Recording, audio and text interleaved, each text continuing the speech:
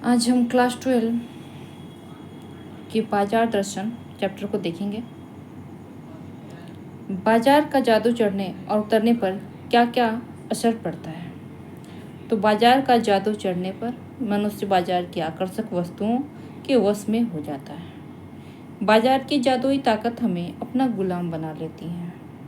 जादू के वश में आकर हम जिन चीज़ों की हमें आवश्यकता नहीं होती है वह भी खरीद लेते हैं, परंतु जादू उतरने के पश्चात वे वस्तुएं हमें आराम देने की बजाय आराम में खलल डालती हैं और केवल पछतावा ही होता है कि हम आखिर ऐसा हमने क्यों किया।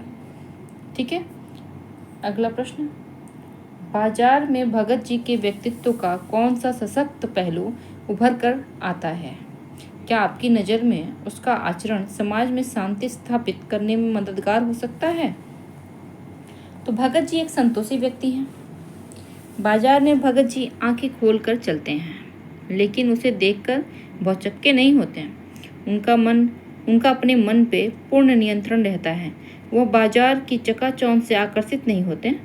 वह केवल अपने घर की ज़रूरत की सामान खरीदकर अपने घर आ जाते हैं। सही मायने में भगत जी जैसे लोग बाजार को उसकी सच्ची सार्थकता देते हैं। वह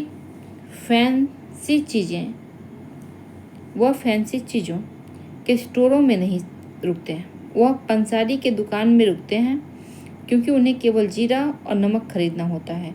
अतः उनके ऐसे आचरण से समाज में शांति स्थापित करने में मदद मिलता है। अगला प्रश्न। बाजारूपन से क्या तात्पर्य है? किस प्रकार के व्यक्ति बाजार को सार्थकता प्रदान करते हैं अथवा बाजार की सार्थकता किस में है? तो बाजारूपन से तात्पर्य है ऊपरी चमक धमक और दिखावा। बाजार में जब तक माल बेचने वाले चीज़ों को आकर्षक तरीके से ग्राहकों को ठगने लगते हैं तो वहाँ बाजारूपन आ जाता है।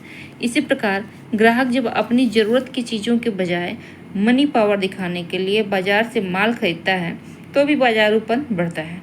बाजार की सार्थकता इसी में है जब व्यक्ति अपने केवल ज़रूरत की सामान खरीदे, और इसी प्रकार जब दुकानदार भी ग्राहकों को केवल आवश्यकता के अनुसार माल बेचे तो वहाँ भी बाजार को सार्थकता प्रदान होगी।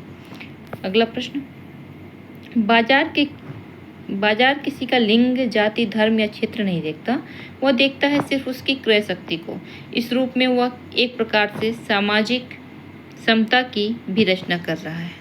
आप इससे कहाँ तक सहमत हैं? तो मैं इससे पूर्णतः सहमत हूँ, क्योंकि बाजार में सभी जाति, धर्म और लिंग के व्यक्ति जाते हैं, लेकिन बाजार ने कभी किसी को भी लिंग, जाति, धर्म या क्षेत्र के आधार पर नहीं देखा। उसने केवल देखा है तो व्यक्ति के क्रय शक्ति को। दुकानदार उसी ग्राहक को ज़्यादा महत्व देता है जो अधिक खरीदारी करता है। जहाँ समाज के अन्य क्षेत्रों में भेदभाव देखने को मिलता है, वहीं बाजार जाति धर्म का भेदभाव मिटाकर समाज की क्रय शक्ति को ज़्यादा महत्व देता है, अर्थात सामाजिक समता का रचना करता है। अगला प्रश्न। आप अपने तथा समाज से कुछ ऐसे प्रसंग का उल्लेख करें जब पैसा शक्ति के परिचायक के रूप में प्रतीत हुआ। तो पैसों का पावर आए दिन प्रकट होती रहती है। जैसे एक बार शिक्षक भर्ती के लिए वैकेंसी निकला था, बहुत सारे बच्चों ने परिश्रम किया और परीक्षा भी दी, लेकिन योग्य बच्चों को नौकरी नहीं दी गई और जो अयोग्य थे उन्हें नौकरी पर रखा गया। इससे स्पष्ट होता है कि पैसा शक्ति का परिचायक है। ख नंबर है, जब पैसे की शक्ति काम नहीं आई। पैसा पावर है, इसे झुठलाया नहीं जा सकता, किंतु पैसे की पावर हर जगह काम नहीं आती। यदि उदाहरण स्वरूप देखें तो मृत्यु यदि निकट है तो आप चाहे जितना भी पैसे का पावर दिखा लें, बच नहीं सकते। ऐसे ही वृंदावन में एक संत थे प्रेमानंद जी महाराज। उनके पास चाहे कितनी भी बड़े बड़े पावर रखने वाली हस्ती जाए और कुछ उन्हें दान में देना चाहे तो वो उसे स्वीकार नहीं करते। अर्थात इससे सिद्ध होता है कि पैसा बहुत कुछ है, सब कुछ नहीं। तो आज आपने पढ़ा और देखा, समझा, जाना, इसके लिए धन्यवाद। और अगर आपको अच्छा लगा हो तो आप सब्सक्राइब करें। आज के लिए इतना ही। एक बार पुनः आप सभी का दिल से धन्यवाद करती हूँ।